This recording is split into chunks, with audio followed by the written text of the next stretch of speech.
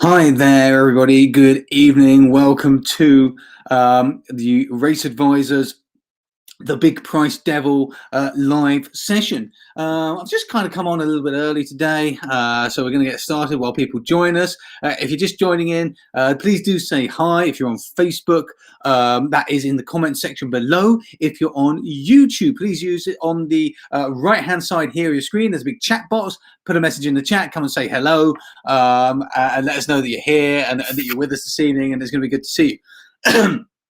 If this is the first time you've joined a Race Advisor live session, welcome. It's wonderful to have you here. We're going to be going through this evening the Big Price Devil and what it is that causes bettors to lose when they're betting on big priced selections. That's going to be the focus of this evening's live session.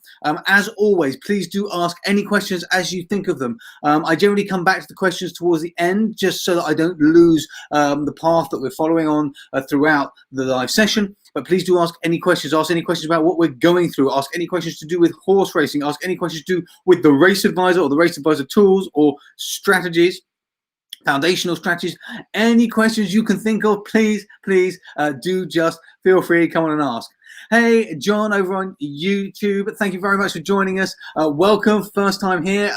Fabulous to have you. As I say, if you've got any questions, please do fire away. We're going to be starting in about around about 7 minutes, something like that. Give people time to come and join us. We're going to be aiming to start around about 8 o'clock.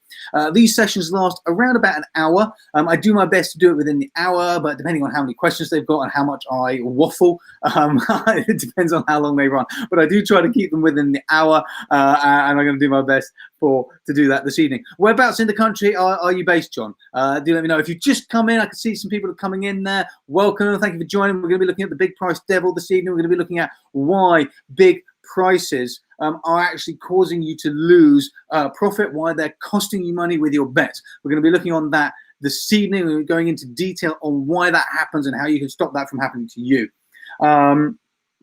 If you are on Facebook, please get involved by leaving a comment below the page. Facebook, the comments are effectively the chat. If you're on YouTube, just leave a message in the chat box on the right hand side of your screen. Get involved, say hi. Don't forget to hit the thumbs up and the like buttons or the share buttons as well, or whichever platform with us on this evening. So we're going to be looking at the big prices tonight, big price selections, and whether you should or shouldn't be betting on them. So I'm going to start while people are still joining us. I'm going to start by just asking whether you like betting on big price horses or not. Is it your thing? Is it not your thing?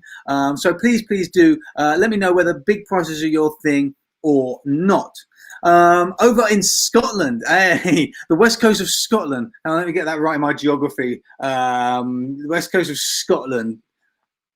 Oh, that's over the other side. I don't know the west coast of Scotland that well. I was just trying to think in my mind the geography of Scotland. I got a very close family friend up just north of Edinburgh, and so I go visit him sometimes. But a beautiful country. Beautiful country. If you have just joined us, welcome. We're going to be looking at, as I say, we're going to be looking at the Big Price Devil, why big price selections are costing you more money than you think they may be. If you are have you just joined in, welcome. Please do say hi, leave us a message. If you are on Facebook, leave us a comment. If you're on YouTube, use the chat box on the right hand side. Oh, hey, another Scottish person there from Scotland over on YouTube from Edinburgh. I love Edinburgh.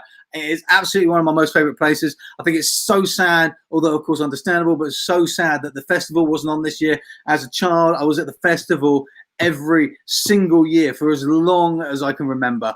As well as kind of coming up outside of the festival to visit as well. Obviously, it's a very different city during the festival time to the non-festival time. And one of my school friends still lives up in Edinburgh as well. Absolutely beautiful city. And in fact, my wife and I always said that if we could get to London a little bit faster from Edinburgh, that's where we would choose to live. It's just a little bit too far away from London for us, but as a city, it's absolutely stunning. Have you always lived up there, Alex? Okay, so yeah, as I was saying, we're going to be looking at the big price devil this evening. Why it's a thorn in your side, or why it's going to be losing you money. And that's what we're going to be focusing on today. If you're brand new to the Facebook, to the Race Advisor live streams, welcome for your first time. Thank you very, very much for joining us. I'm hoping this evening is going to be packed full of stuff. Please ask as many questions as you like. Just ask away. I'll come and answer all questions, and it doesn't matter whether they're to do with what we're going through this evening, whether they're to do with anything to do with horse racing, anything to do with the Race Advisor, anything to do with our tools, just anything in general. We'll try and answer all questions throughout the evening as we go on. We're going to be starting at 8 o'clock this evening, so just in just a few minutes, just to give people time to kind of come in. If you haven't got a cup of tea or a drink yet, make sure you go and grab one and then come back. You might want a pen and paper as well, take some notes. I'm just going to double check that all of our tech side is working. Generally speaking, I'm not too bad with the tech side recently, but we have been known to have a few tech issues with our streaming software, so I like to double check before we start that everything is kind of working and is live. So far, it looks like we're going strong over on Facebook. If you can hear me, if you can see me, just give a thumbs up just to confirm it's all going strong for you over on Facebook. And I'm just going to double check over on YouTube, make sure everything is going strong over on YouTube as well. And it looks like we're all strong over on YouTube too, which is wonderful. Okay, so if you've got any questions before we get started, if you've got any questions throughout this evening, please do just drop them in the chat. On YouTube, that is on the right-hand side here. You've got a big chat box kind of thing going on down the right-hand side. You can't miss it. Get involved in the conversation, say hi, come and chat in there. If you're on Facebook, leave a comment. Facebook comments are effectively the same as chat. So drop a comment in on Facebook and we'll get that. We'll come to it. If you've got any questions, put them in there. Otherwise, just say hi, say welcome. And if you've got any questions on racing, if you've got any questions on the Race Advisor, if you've got any questions on what we're going through in this live sessions. And I'm going to ask you a few questions throughout this. So please do let me know. And it's going to be to do with odds, what odds you bet at, whether you like big price selections or don't. So please do let me know when I ask those questions. Just drop them in. I do know what the averages are, and it's going to be great to see whether you are like the average of bettors or whether you are different. Whether you go with the flow as other people do in terms of big price selections, with liking them and disliking them, or maybe you don't. Alex from Edinburgh. John is new, first time with us this evening for the Race Advisor live session. If you haven't yet made an account on the Race Advisor, please do head over to www.raceadvisor.co.uk and create your account there now this evening. And I'm going to get started. I can see people are still coming in, but I'm going to get started anyway. And if you've got any questions, if you miss anything, let me know and we'll come back to it towards the end. Okay, so let's get this off this evening. So the big price devil. What is it? Why is it costing you money? How can you stop it from doing that? Okay, pardon me. So we're going to go through this. It's going to take about, as I say, probably 20 or 30 minutes, and then I'm going to go into answering any questions that you may have. So the big price devil. The first thing is do you like big price bets? And when I say big price bets, I mean, do you like bets at odds that are high? And if you do, what would you consider a good price? Let me know. Put a message in now and tell me, do you think 5 to 1's a big price? Do you think 10 to 1's a big price? 15 to 1? Or maybe not until you get to 20 to 1, 30 to 1, or even 50 to 1. At what point for you do the odds move from kind of normal to big priced? And will you bet on those horses? Leave me a message right now and let me know what odds you think above are big priced, are big odds, and will you bet horses at those odds? Leave that message right now, because and then also let me know, will you bet odds on? Will you bet on really, really short priced horses? Or do you just prefer those big bets? And this is crucial. I really want to know how you bet here. Do you like betting big price? Will you bet odds on? And what do you actually consider to be a big price? Hey, Adam, welcome to the group. Thank you for joining. Scribbly, welcome. Nice to have you back here. Great to see you here. James, thank you very much for letting me know. James prefers favourites, 4 to 1. So for him, 4-1 is quite a big price. Would you agree? Is 4-1 a big price for you? Do you think that's big odds? Or would it be small odds for you? Maybe big odds for you is 15-1. I know someone who thinks big odds is kind of 40-1 and up. Let me know what you think are big odds. This is absolutely critical. Let me know what you think are big odds. And also let me know if you'll bet odds on. Is odds on something you are happy doing? And if not, let me know why not. I want to know why you're not comfortable betting odds on. Because I'm going to come to that a bit later in the presentation this evening. Chris, welcome, Chris. Great to have you here. Thank you for joining. Chris doesn't mind the price. Chris just bets on value, which is absolutely excellent. It's the best way to go. Petter, over 20 is too big for Petter. So Petter will bet up to 19-1, but not higher. So I'm guessing, Petter, that for you, kind of 14-1, maybe even 10-1 and up, you consider big priced. Let me know. Why won't you bet odds on, Petter? What is it that you don't like about an odds on bet? Please tell me why you choose not to bet odds on. What is it you dislike? And Chris is saying that anything bigger than the odds that he's calculated. So if he's calculated that he's got a value bet, then that's big odds to him. So I'm assuming, Chris, what you mean by that is that if you've calculated that the horse should be 20-1 and you can get 25-1, that's big odds because it's bigger odds than what your model is saying it should be. And this is really important. So I'm going to spend a few minutes here waiting for you to let me know what you think are big priced odds. What do you consider to be high odds or really big odds? And will you bet at odds on or not? Will you go the other way in the market? Will you bet short odds, really, really low odds? And if not, why not? I'm going to spend a couple of minutes here because this is absolutely key to understanding why big prices are the devil, why they actually lose money for more than anything else. And that's what we're going to go through this evening. And so understanding what you think are big odds and why you like them or dislike them and whether or not you will actually place a bet at odds on and short odds and the reason why is absolutely critical. So Squibbly likes extra places on Betfair. So he's looking for odds of kind of 1.75 and upwards, mainly odds on, but obviously in the place market. So you like betting odds on. So I'm guessing, Squibbly, the big odds for you is going to be 3-1, 4-1, 5-1, kind of prices like that. Let me know. And James, don't forget to let me know if you will bet odds on as well.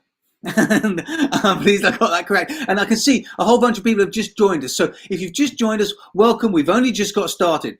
We're going to be looking this evening at big prices, why they are likely costing you money. They cost most people money. They cost most bettors money. Big price selections cost most people a lot of money. I'm going to be looking at exactly why that is and how you can make sure it doesn't happen to you. And if you've just joined us and you're on Facebook, please leave a comment below, say hi, get involved in the conversation. If you're on YouTube, over here on the right hand side of your screen, there's a big chat box. Say hi, get involved in the conversation there. And don't forget to hit the thumbs up, the likes, the shares button. Let YouTube, let Facebook know that you're enjoying the Race Advisors live sessions. Okay, so we've got a range here of big prices. It's dependent on how you're betting. So if you're betting mainly odds on, then a big price is likely to be 2-1, 3-1, 4-1. If you're betting faves, a big price is likely to be anything kind of above 4-1 or 5-1. So maybe 7, 8, 9, 10-1. If you bet maybe kind of third, fourth, fifth in the market, roughly, big prices for you, maybe 15-1, 20-1. Petter, the big price for him was anything over 20-1. He didn't like it. But also, a number of you don't like betting odds on either. So why? No one's told me yet why they don't like betting odds on. So please, if you don't like betting odds on, let me know what it is you don't like betting odds on and the reason why you don't like betting odds on. Okay, so this is all about comfort. And comfort is something that as bettors and as horse racing bettors, we don't really very often talk about. Because what's comfort got to do with betting? I mean, what's comfort got to do with horse racing? Surely comfort hasn't got anything to do with making profit. Well, comfort is the key ingredient or one of those key ingredients that you need to be successful, because you can't be successful without a number of key ingredients. There's about 4 or 5 key ingredients you have to have if you want to be successful at horse racing. Comfort is one of those. Yet most people aren't comfortable with their betting, which means they can't be successful. And in fact, finding winners is the easiest part, as we've talked about before, and we will talk about again, and I've given examples of before, and we'll give examples of again. But comfort level is absolutely key, because the average losing streak that most bettors are comfortable with is around 7.5. And I don't know how you fit in there. Do you fit into that? Because most bettors comfortable between 5 and 10 losing bets in a row. Does that sit with you? Are you comfortable with kind of 5 to 10 losing bets in a row, or is 5 too many? Or maybe you can go way higher. I mean, I know people who are comfortable with 30, 40, 50 losing bets in a row, but those people are few and far between. Those people who are comfortable with more than 10 losing bets in a row, they are unique. And that's fine. That gives them a different edge that they can utilize and take advantage of. And the longer, the more losers in a row you are comfortable with, the smaller the amount of people who will be in that group with you are. Because most of us are comfortable with 5 to 10 losers. And I put myself in that. I am comfortable with 5 to 10 losers in a row. I understand betting. I can understand that I need to leave my bets for 20, 30 losers in a row. But my actual comfort zone is between 5 and 10. Probably about 8 or 9 for me personally. But that means that we need a minimum of a 50% strike rate. So let's just look at that. Most bettors are comfortable between 5 and 10 losers in a row. And that means the minimum strike rate most bettors need is 50%. Yet most bettors are aiming to get somewhere between 20 and 30%. So you can see there's a huge gap here between actually the comfort level that most of us are happy with losing in and the strike rate that we're looking to achieve. And that's why one of the first questions I ask members when they join the Race Advisor is, how comfortable are you? How many losers in a row before you start to feel uncomfortable, before you start to think, this is kind of, I don't like this anymore. I don't like this. Because actually, that's the very first thing we have to nail. It's not about finding profits. The first thing we have to nail is to make sure that we're building a strategy that suits you, that you're comfortable with. Because if you're not comfortable, you can't be confident in it. And if you're not confident in it, you're not going to bet through those losing streaks. You're not going to bet through those into the profit. So you have to be comfortable. And that generally means a minimum of 50% strike rate for most bettors. So you can see we've got a big disalignment here between it. And it's really interesting that there's a lot of people coming back to the question on odds on value and why you don't like betting odds on, because there's not enough value, because there's not a high enough return. But Squibbly likes it. I know you love it, Squibbly, because that's your main focus. That's your main goal. So taking prices that we're just considering as big odds going to give you a much, much lower strike rate than that 50%. Drop a quick message into your chat or your comment if you're on Facebook and let me know how many losers in a row you're comfortable with. Doesn't matter if it's 2, 3, 4, 5, 7, 10, 50. Doesn't matter what that number is. Just drop a message into that chat right now and let me know how many losers in a row you are comfortable with before you're kind of grinding your teeth and going, oh, has this strategy broken? Has my system stopped working? I'm not really comfortable placing another bet, but I'm going to do it because my method is telling me I should. But the point when you've lost a bit of confidence, when you're starting to worry if things are kind of going as they should go, what is that number for you? Personally, what is that number for you? John, 0. Okay, well, I'd love to have 100% strike rate. Unfortunately, I'm never going to get 100% strike rate. But it's fine. If that number for you is 0, that means that you need to look at strategies that are going to give you very, very high strike rates, possibly even trading strategies. 3, Squibbly. You see, Chris is going to do only doesn't mind because he's only doing 2% of a back. I'm going to come back to that, Chris. I'm going to come back to that. I'm going to see if I can throw a spanner in the works there, Chris, a little bit later on. I don't care because I only do 2% of the bank. But surely, Chris, you would care if you had 70 losing bets in a row. And that is definitely possible depending on the selections, depending on the strike rate. You could get 70 losing bets in a row. Or maybe if you had 30 losing bets in a row, a winner, 20 losing bets in a row, 2 winners, 40 losing bets in a row. Maybe that will throw you off a bit, Chris. Let me know. 15 losers in a row, Petter. That's a strong number. That's a very, very strong number. Okay, so knowing this comfort level is absolutely critical. And it also comes down to how many bets you like in a day. Now, it doesn't matter how many bets you have in a day in terms of profit, but we're not talking about profit yet. We're not interested in profit at this moment. We're just interested in comfort. How comfortable are you? Profit comes later. Profit comes further down. We're building this bridge, don't forget. We're building this bridge to success. And this bridge to success starts with the foundations. And the foundation has to be your personal comfort level and confidence. And if you haven't got that foundation, you're going to take a few steps out onto that bridge, and one of those slats is going to collapse underneath you, and you're going to fall down that canyon, and you're never going to get to the other side. And that's what most bettors do. They don't build that foundation. They don't understand their own personality. They don't learn actually they don't ask these questions about how many bets am I comfortable with? How many bets do I have a day? How long, how many losers in a row before I start to feel a bit nervous about placing another bet?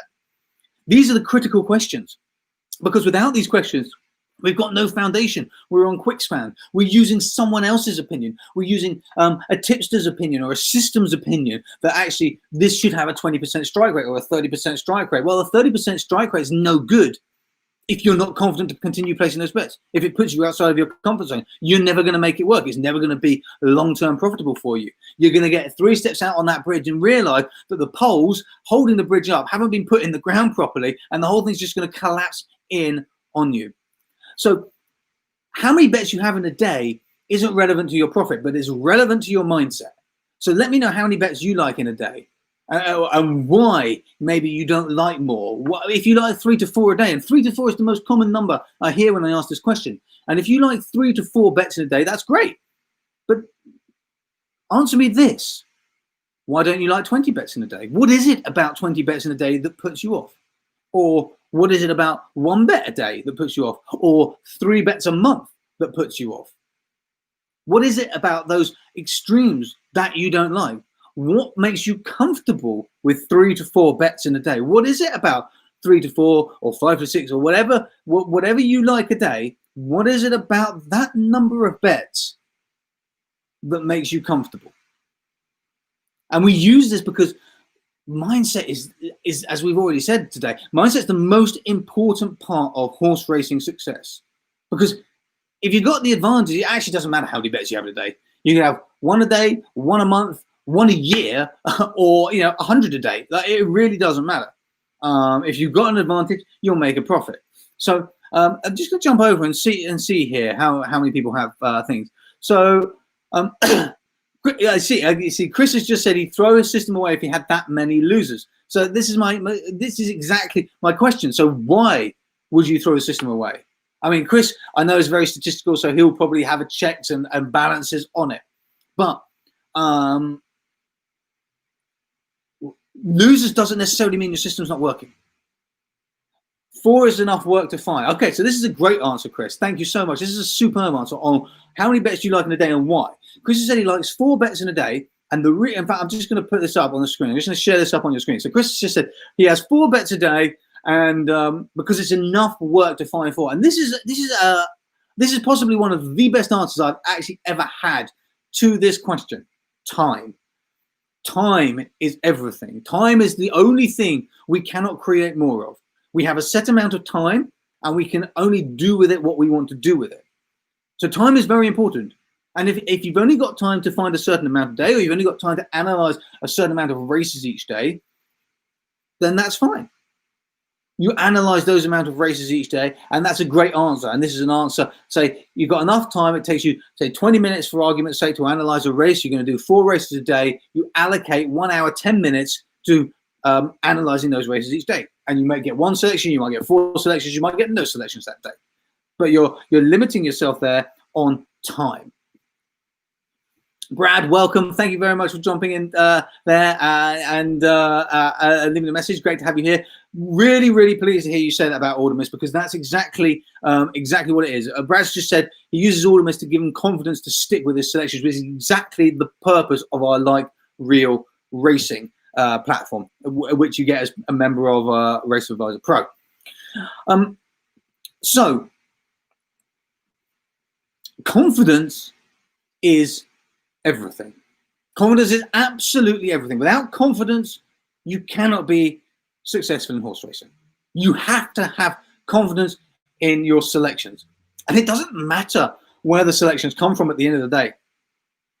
It doesn't matter whether they come from a tipster, whether they come from a system, where they come from. The reason that we don't provide tips at the Race Advisor is because 99% of bettors who follow tips don't have confidence in the tips. They don't have confidence when they join the tipster service. They don't have confidence when they start getting the tips. Confidence might be built with a few winners, and there's a little bit of confidence, but it's built on nothing. It's built on quicksand, because as soon as there's a few losers, that confidence is gone. Because you don't understand why selections are being made. You don't understand how many bets in a row you might get as losing. You don't understand the downswings that you may go through. You don't understand what kind of a bankroll you may need to have. Yes, you can figure out estimates on paper. You can figure out in a spreadsheet numbers, or the tips may even tell you. But there's not an emotional understanding of how that will feel when you start losing. Whereas when you use a foundational strategy and you adapt that to create your own method, you understand that method on an emotional level. You understand how it works. You understand how the losing streaks are going to happen. You understand how the downswings are going to happen. When you bet on it at Aldermist using light reel racing, you feel those losing streaks. You feel those downswings. You might place 80 bets and have 60 losers, and you understand what that's like. And you actually go through that emotional reaction to it without risk. So when you come to betting live, you understand on an emotional level as well as an intellectual level how your selections are going to perform. And that gives you the confidence. That gives you the confidence to keep betting on them, even when you've had 4 consecutive losers, 7 consecutive losers, 12 consecutive losers, because you know that's what's going to happen, because you've been there and you've seen it and you've done it and you've felt it. Confidence is everything. Now, let's just look at exactly what losing streaks you can expect. And this normally shocks people. So I'm going to put a table up on your screen. And here it is. And you can see my picture is actually currently hiding the bottom right of this table. And I'll hide my picture in a minute. But currently hiding the bottom right of this. But look at this. At the top, we can see number of bets. And down the left-hand side, you can see strike rates. And the numbers in between are the amount of losers, consecutive losers in a row you can expect based on that strike rate. So even with a 90% strike rate or a 95% strike rate, over 1,000 bets, you can expect consecutive losing streaks of 2. You're winning 95% of the time. You still get 2 losers back to back. Over 1,000 bets. And this is why I was asking earlier, how many bets do you have a day? So let's say you have 4 or 5 bets a day. If you have 5 bets a day, that means that you're placing 1,780 bets a year. So that means you're going to be in the 2,000 column, because you're placing about 2,000 bets a year. But don't forget, if you continue with your strategy, next year you're going to be in the 4,000 column. So in year 1, with a 50% strike rate, at 5 bets a day, you can expect at least 1 losing streak of 11 consecutive back-to-back bets. And by the time you get to year 2, you can expect that to increase to 12. And you may get more than one of those. And that's the longest expected losing streak. You might get 10, 9, 8, 7, 6, all of those as well in between, leading up to it. And that's at a 50% strike rate. So now when we start to say, well, most of us are comfortable between 5 losers and 10 losers in a row, and we want 4 bets or 5 bets a day or 10 bets a day, we start to build a picture of actually the kind of strike rates we're going to need to have the confidence to continue placing bets in those losing times. So let's look back now at the most common strike rate that people aim for, which is 30%. 30% is generally what most people will consider, most bettors will consider 30% to be a great strike rate. So let's look at that. 30% over 4 or 5 bets a day. And if you look at that across the table here, that's going to bring you to 21 consecutive losing bets expected. So you can expect at least one losing streak of 21 losers in a row every year. And you might get 2, 3, or 4 of those. And of course, you're likely to get 15 losers in a row, 18 losers in a row, 12 losers in a row as well. That means that you can have a downswing of easily 3 months or 4 months. From the previous high point to the next high point, you could easily have a downswing of 3 to 4 months, because you could have 21 losers in a row, win a couple, have another 15 losers in a row, win a couple, etc. And that would be within statistical norms. That wouldn't be anything unusual for a 30% strike rate. And if you've got a 30% strike rate, we're still talking at odds of probably around about 3.5 or 4 if you're going to be making a profit. Your average odds are going to be somewhere around 3.5 or 4 of your selections. The average odds of your selections are going to be around 3.5 or 4. You can expect to have losing streaks of up to 21. And this is only an estimate. It could potentially be 22 or 23. This is just an estimate, but it's the most likely estimate. And most people would consider losing odds of kind of winning average odds of around 3.5, 4 to be pretty low. That's not big odds. So what happens if our average odds are 10 to 1 or 9 to 1, let's say, make it a bit easier, 9 to 1. If our average odds are 9 to 1, we're going to be winning somewhere around 10%. Or if our average odds are 10 to 1, we're going to be winning somewhere around 10% if we're making a profit. And if we're winning 10% of the time, roughly, and we're doing 4 to 5 bets a day, we can expect 72 consecutive losing bets in a row every year, at least once. And we're going to, in that time frame, we're going to get 60 losing bets in a row, 50 losing bets in a row, 40 losing bets in a row as well. So the downswing period there could easily be 8 months. You could spend 8 of the 12 months in a downward spiral. Would you keep betting if that was happening to you? Most people wouldn't. This is why big price selections will not work for 99% of horse racing bettors, because there is not enough confidence in them to keep going. There is not enough confidence to push through that losing streak. And I'm just going to hide myself very briefly now so you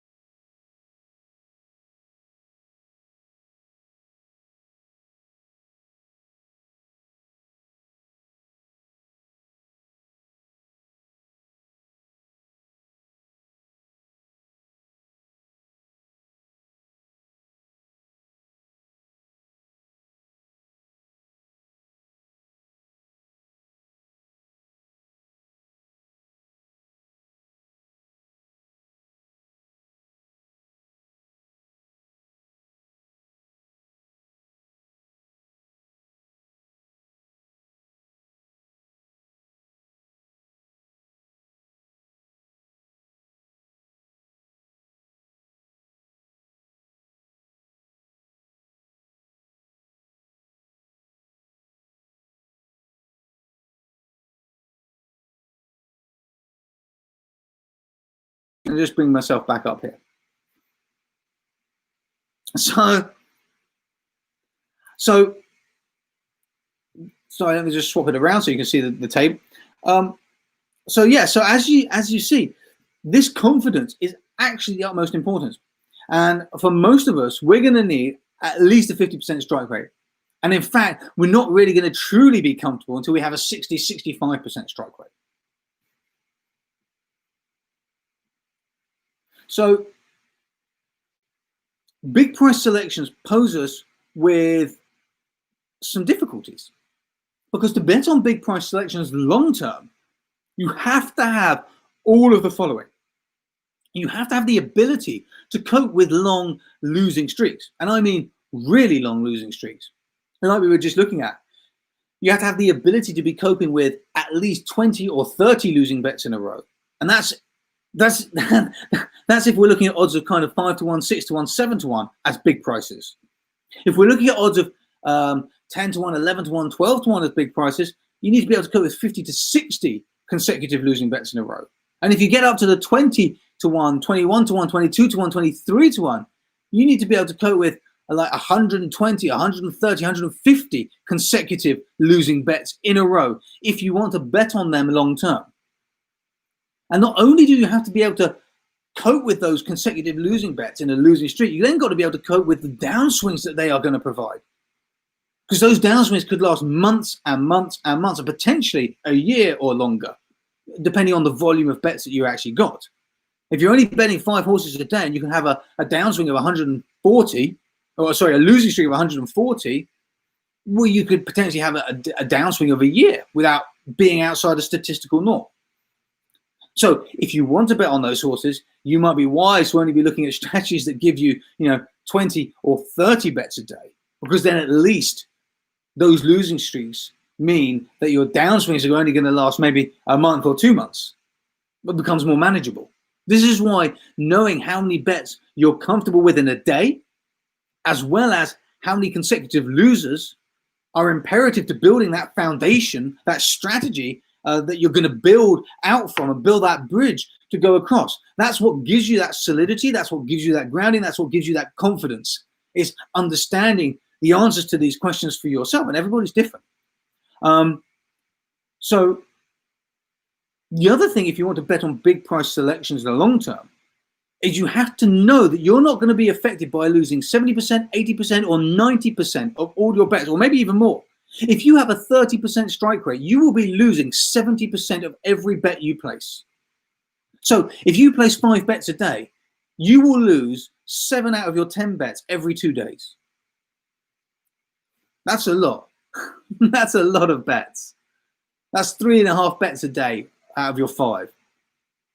That's nearly 100 bets a month that you're going to lose when you're only placing 150. And that's if you've got a 30% strike rate, which is generally considered to be pretty good. If you've got a 20% strike rate, it's even more. So you've got to not be affected by losing these high percentages of your bets.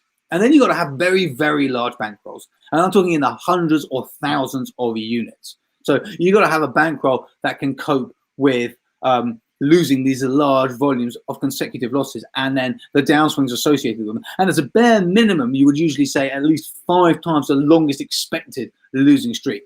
So if you can expect to lose 30 or 40 in a row, you're going to need at least 200 units to bet on that with. And obviously, staking based on edge versus odds is the preferable way of doing it. And in effect, when you stake based on edge and odds, when you stake based on the value that you've got, you are going to be betting small amounts. You will only be betting 1% or 0.5% or 1/4%, because the risk will be considered to be very high. That's how Kelly staking works. It looks at the risk of the bet based on the odds.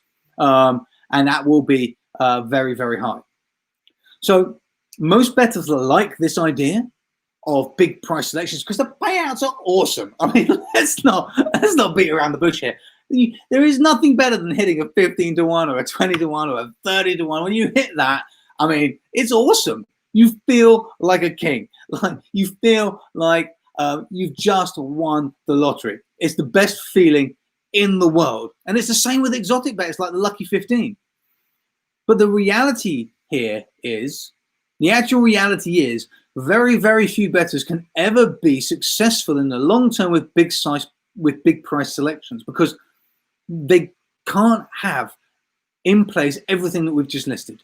Most of us cannot put everything in place confidently that we've just listed. Most of us cannot cope with long losing streaks. Most of us cannot cope with very, very long downswings. Most of us will be affected by losing 70, 80, or 90% of every bet we place.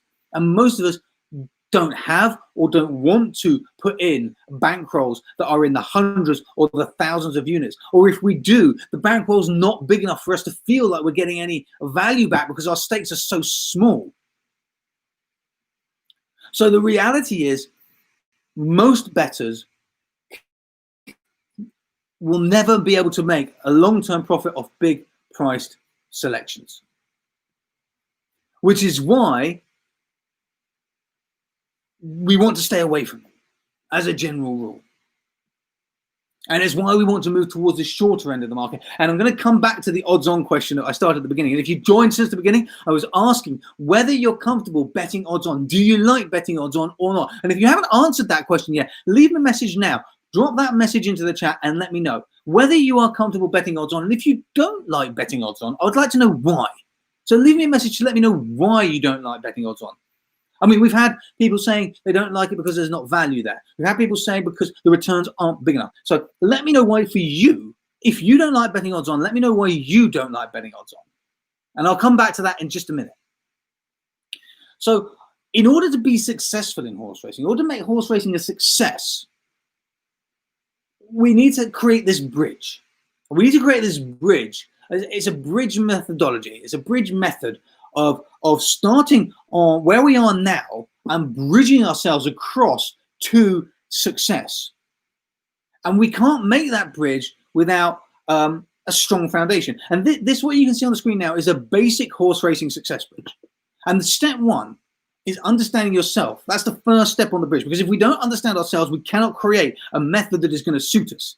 And if we can't create that method, we're not going to have confidence in that method. We will stop betting as soon as we hit a difficult patch. As soon as we hit that losing streak or that second losing streak, we might make it through the first one and have a few more winners and then hit another one and we hit that second losing streak, because we can't predict when these losing streaks happen, and they most often will happen back to back with just maybe one or two winners in between. Most often they will happen back to back. And we can't predict when they're going to happen. So we have to make sure that the methods that we're using, we're confident in. And we can go through. And we understand, emotionally understand. Because intellectually, most of us are going to understand. Intellectually, most bettors are going to understand that we get losing streaks. And we've got to get through them. The trouble is the emotional understanding, because we've never experienced it. We've never experienced it with this specific strategy. We've never experienced it with the way we're finding these specific selections. And until you've experienced it with these specific selections and this specific strategy, it doesn't matter about the other strategies you made. It doesn't matter about the other tips that you use, the systems you use. Those don't matter, because it's not this one. It has to be experienced emotionally with the current methodology you are using. And if you don't experience that, you're most likely to stop. That's one of the reasons that I keep saying to use Automist, to use light reel racing, because it's light reel, because you have to place those simulated bets. You actually get to experience it. It's as close to experiencing the real emotion of losing as you can get without actually betting. Step two is to then use a foundational strategy with solid basics. A foundational strategy with solid basics. The solid basics are based in strike rates, in return, in how often you can find winners, in the fact that it's using fundamental principles of form reading. And it doesn't matter how systematic or non-systematic it is, but it's using fundamental, core, fundamental form reading basics as its underlying method, as its underlying strategy. And we use that foundational strategy to get us started. That's our second step on this horse racing success bridge. And we've put our stakes in. We understand ourselves. Then we're starting to build out the ropes and the slats with this foundational strategy. And then we need to learn some fundamental horse racing form. And if you don't use form at the moment, it's never too late to start learning basic fundamental. And I'm not talking about race reading and advanced race reading. I'm talking about the solid basics of form reading. What are the most important factors in different race types? In all-weather racing, sprint racing, you've got speed. In all-weather racing, the ground's not so important. The distance can be. The other runners can be. The class is. In jumps, obviously, you've got the risk of falling. You've got the ground. In handicaps, you've got the weight. You've got the ground and the distance. And how is the weight going to affect the ground and the distance? Pardon me. So fundamental horse racing form. We need to layer that on top of our foundational strategy. And it doesn't matter, again, whether we're going to turn that into a systematic process or whether we're going to use it manually and just analyze, get our contenders and then go through and see whether we think that they're going to be able to perform over today's race conditions. It doesn't matter which way we go. Either way, we still have to have that fundamental knowledge of how horse racing form works. And we layer that on top of our foundational strategy, which is already layered on top of understanding how we like to bet and where we're confident and where we're comfortable personally, where you are confident with, where you are comfortable. And we layer that on top again. And now we're starting to build a very, very solid foundation. Now we can put that first plank out of the bridge. Now we can step out onto that bridge and start to practice that strategy. And I guarantee, as soon as you start to practice it, you're going to find things that don't work for you. Because there is no one size fits all. There is no one size fits all. We're all individuals. We all have our own preferences. We all have our own comfort levels. We all have our own way of doing things. So there is no one size fits all. So what we do is we take these foundations that we've built, we put that first plank down and we step out onto it and we start practicing it. And when we practice it, we say, actually, I'm not really comfortable with this. It's taking too long. It doesn't fit into my day. I'm finding too many selections. I'm not finding enough selections. Whatever it may be, we find things that don't quite work for us. And that's perfect. That's what we want to find. Because when we find those things, we understand what we need to do to change them, because we've already done the first 3 steps of building the bridge. We've already got those foundations in place. So we can then adapt that foundational strategy. And we can focus on what's important at this point of the bridge. And at this point of the bridge, profit's not important. Profit will come. Profit is a byproduct of creating a strategy correctly. If you create your strategy correctly, you'll find profit. If you focus on profit at the beginning, you're going to jump off that bridge without any foundations and hope that the planks hold you. And I can guarantee they won't hold you. They might hold you for a little bit and then they'll start collapsing. So creating the strategy, once we start to adapt it, we start to adapt it first to suit us, mainly for time, mainly for quantity of selections. And then when we do that, then we start finding a number of winners, because we know that we have to find a certain amount of winners for us to be able to sustain it through losing streaks, through downswings. And whether that's 30%, 50%, 80%, or 95%, it doesn't matter. Because it's now all about that. And if we have to change our bet types, if we have to go from wins to 80-20s, to Dutch bets, to place bets, whatever it may be, to hit that strike rate, that's what we do. And we're still not worried about the profit yet, because the profit will come. Because we're creating a strategy that is going to work for us and is built on the right foundations. And we're putting those planks down one at a time to cross over to the other side. And you'll finally find yourself on the other side, because when you hit that strike rate, the chances are you will be monitoring the profit to a degree, but the focus isn't there, but you will be monitoring it. And 9 times out of 10, when you get to that point, you're already at break even or nearly break even.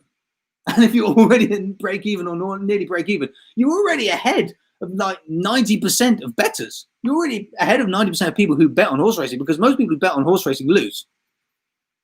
So if you follow these steps and you're already at break even or just under break even, small loss, you're already ahead of 90% of horse racing bettors, probably more. But you're in a better place because you can keep going. Because if you're at break even, 9 times out of 10, you'll be break even here. Now we adjust to make the profit. But the adjusting becomes easy to make a profit, because we've got those foundations in place and we've got the history of what we've already done and what we've already practiced. And we can see very quickly where the holes are.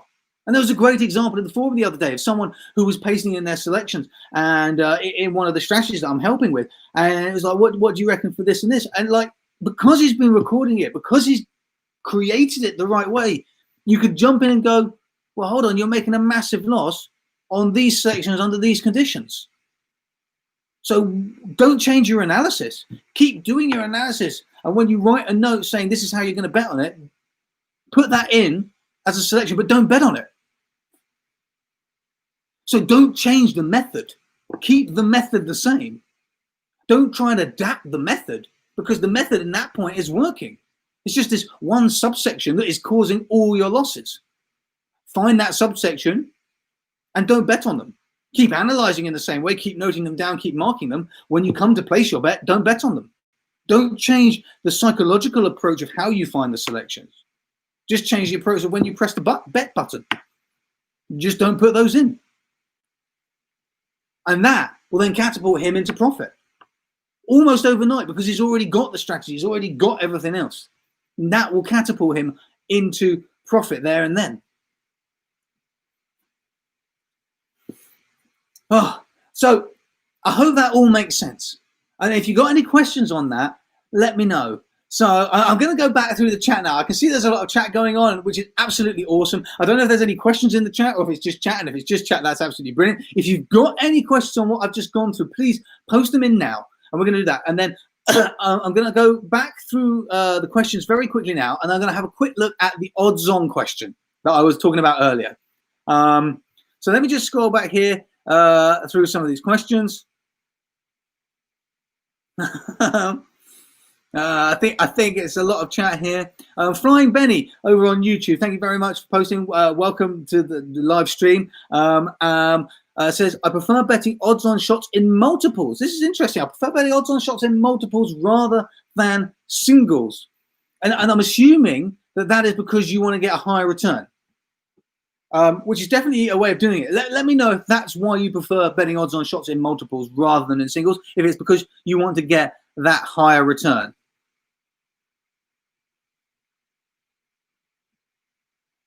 Absolutely, Chris. I'm just going to put this up here from Chris because this is exactly it. When we're building a strategy, we have to have a logic behind how we create that strategy, behind how we create that approach. And that logic starts with us. And it starts on this success bridge.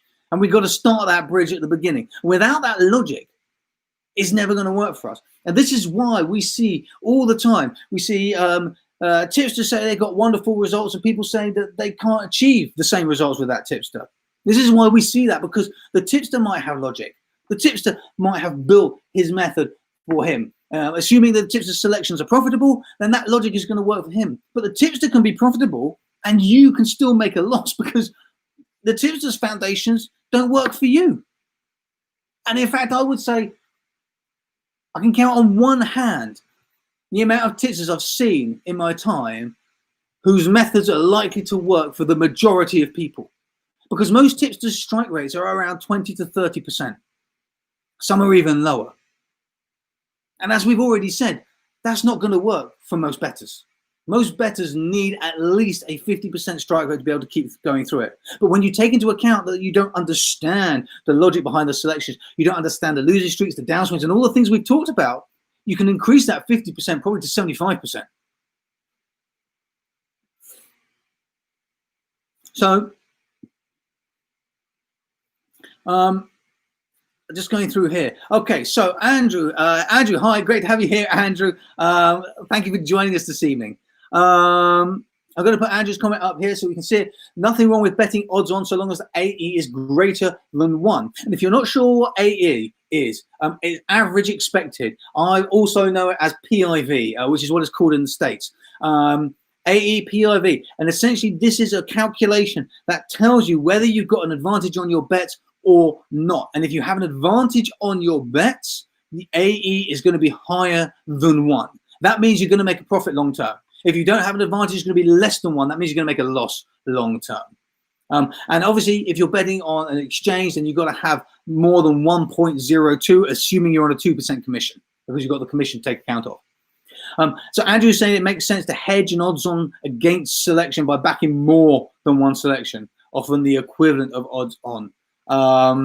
Absolutely. So this is essentially Dutching, betting multiple selection to give your odds effectively. So when you Dutch bet and you bet multiple runners in a race, effectively you are reducing the overall odds that you're taking. So let's say you bet on an evens, a 2-to-1, a 4-to-1 selection. Then they're individually higher odds, but when you combine them all together, because we're splitting our stake across them, the total return should one of them win is going to be less. So we're hedging them like that.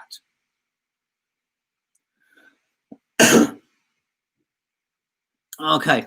And exactly. And Andrew's just left a comment over on YouTube. Andrew's just left a comment saying betting odds on in multiples creates odds against chances. Which exactly does that. So what does this mean? Let me put this up on your screen so you can see it. So what does Andrew mean here? And it is exactly right. So if you bet multiple odds on selections like Flying Benny. You bet your odds on selections in multiple bets. Then effectively what you're doing is you are creating higher odds to get a higher return by combining multiple selections, where actually the chance of all events happening becomes less. So if we say an accumulator of 3 horses, for example, that are all odds on, they're all odds on to win or to place or to win, but when we combine them all together, we get higher than evens payout, because the chance of actually all of those 3 horses winning or placing is significantly more than just the chance of one of them winning or placing. So, Flying Benny, thank you very much for coming back to me with this. Yes, so you're saying that looking for a minimum of 5 to 2 for the bet in total, which is exactly what Andrew has just said. You're putting them into a double or a treble to try and get a higher odds. And ball overs. No, sorry, I read that as ball overs. I do apologise. Bally lovers, barley lovers. In fact, I'm getting there. I'm getting there slowly. I have the excuse that the text is quite small on my chat.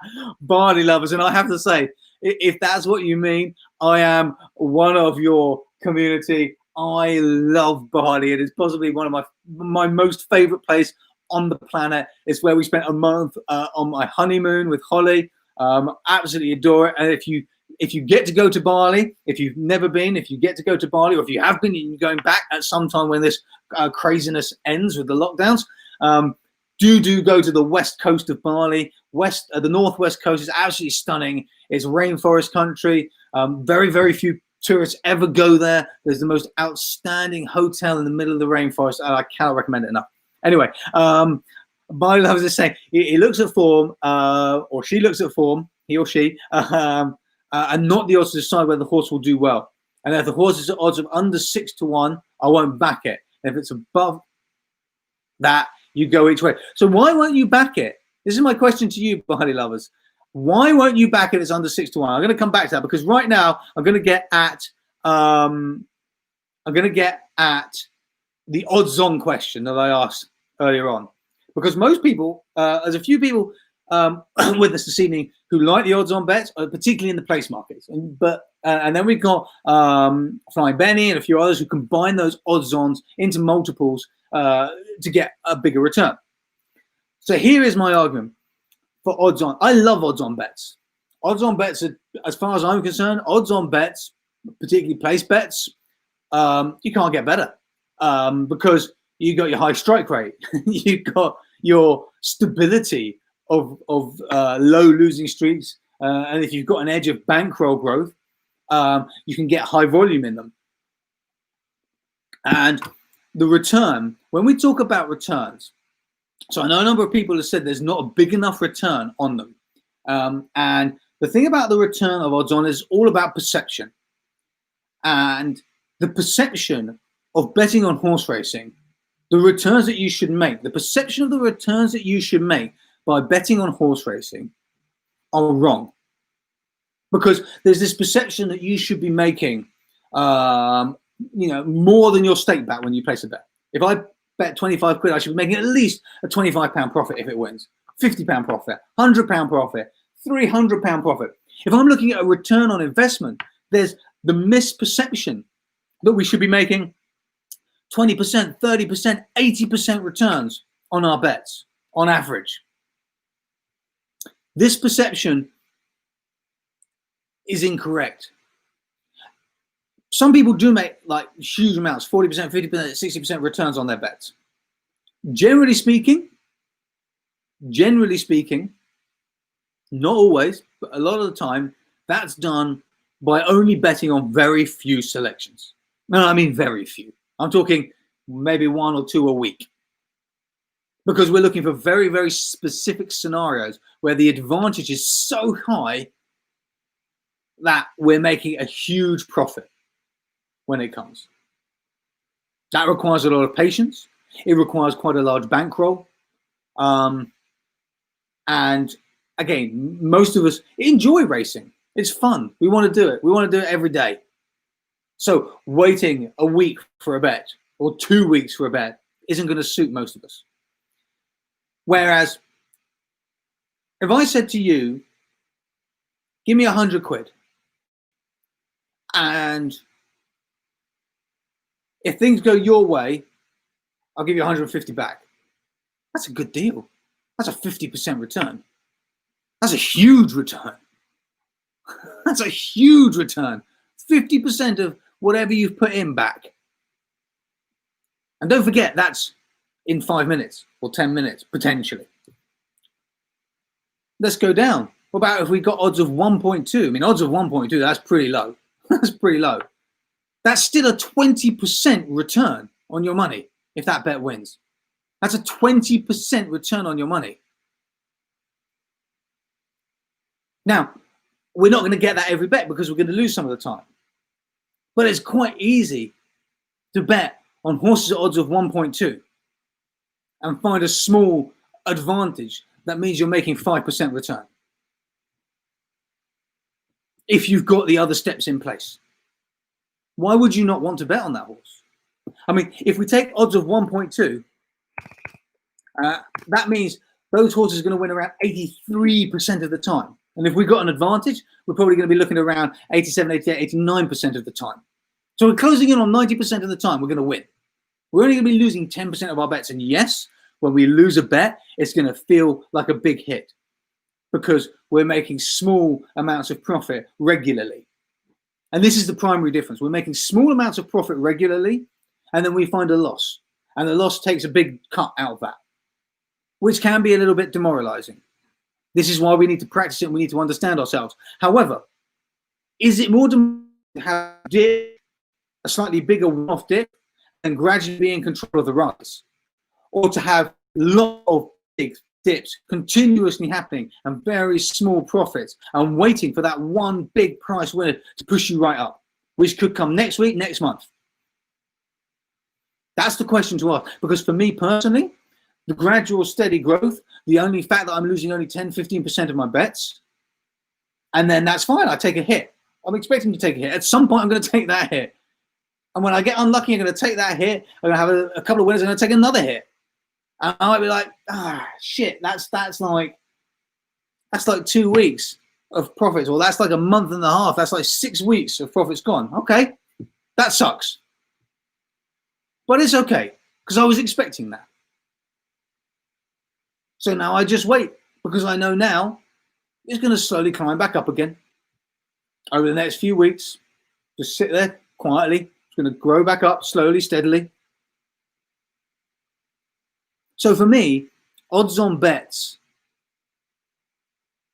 have the best value. And quite often, the really short priced horses, and I mean really short, I am talking about the 1.1s, 1.2s, and in the place markets, even 1.05s, 1.07. I mean, the really short horses, extreme horses, there's often value in those horses because most people don't like betting on them.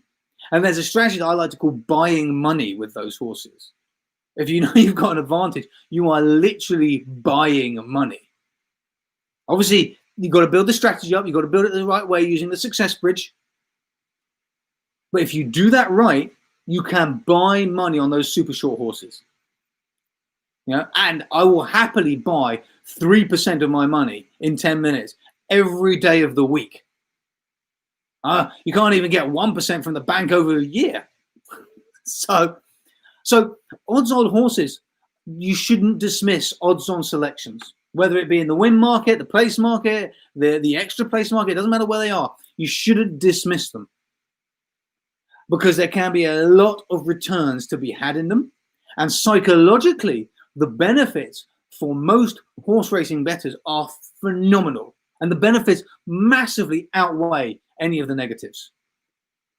So if you're looking for long-term profit, if that is your goal, long-term horse racing success, you shouldn't ignore those odds-on selections. Okay, I'm going to come back to the chat.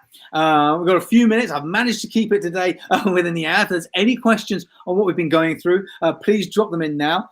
If you haven't created an account on the Race Advisor, please head over to raceadvisor.co.uk. Create your account now. If you haven't yet, hit the thumbs up button. Hit the thumbs up button. It lets Facebook and YouTube know that you like what we're doing and you love it. So, And Chris is saying, look what happens with stock trading. If you can get a decent return, monthly compounded, then you should be fine. No need for multiples. Absolutely. Yeah. And you don't need much. You need what? 4% a year if you look at stocks. 4%, 5% a year to make a good return as long as you compound it.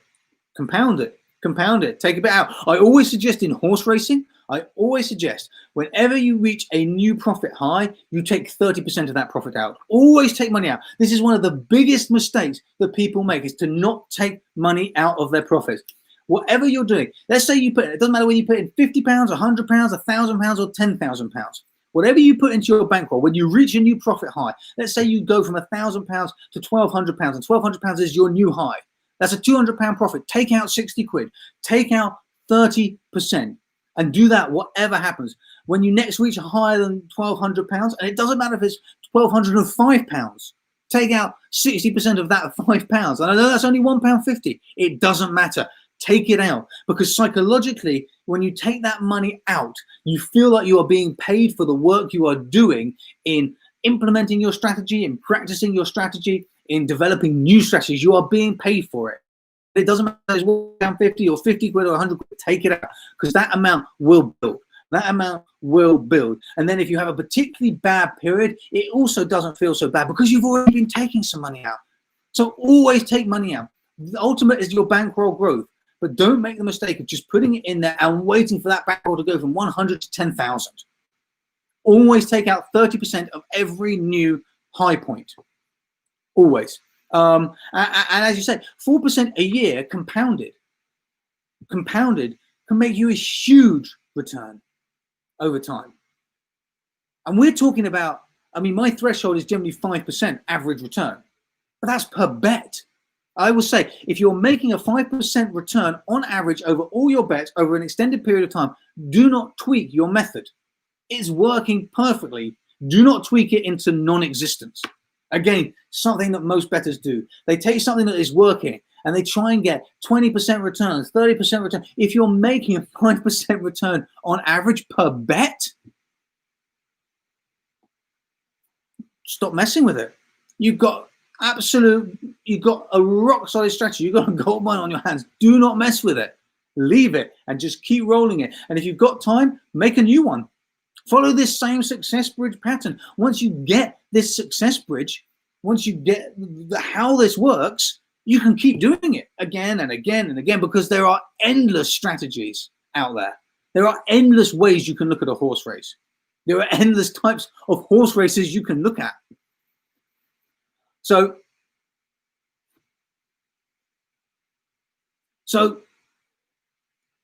always take that money out and always be happy with that 5% or higher return.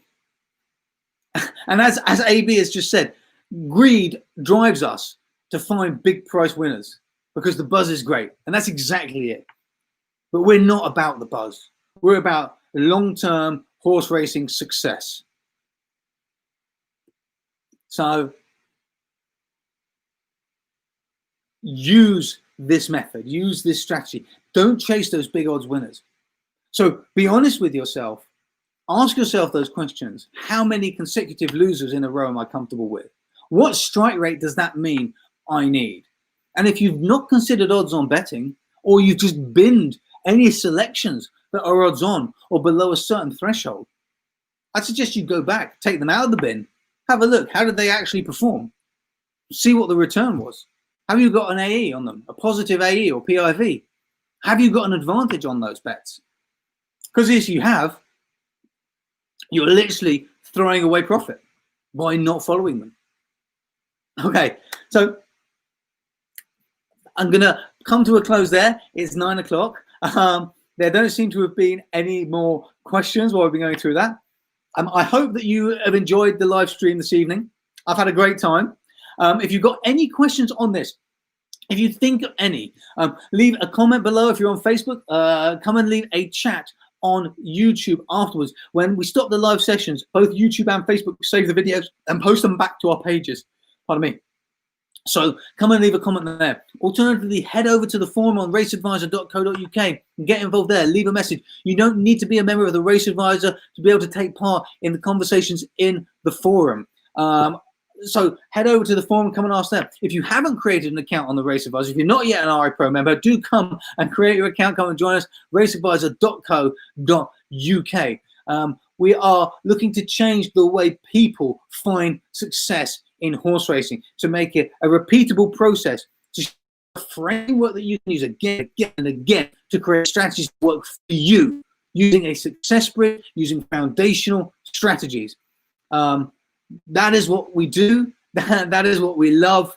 If you have any questions on anything to do with that, anything to do with the Race Advisor, or anything to do with horse racing in general, please don't hesitate to get in touch. I absolutely love hearing from you.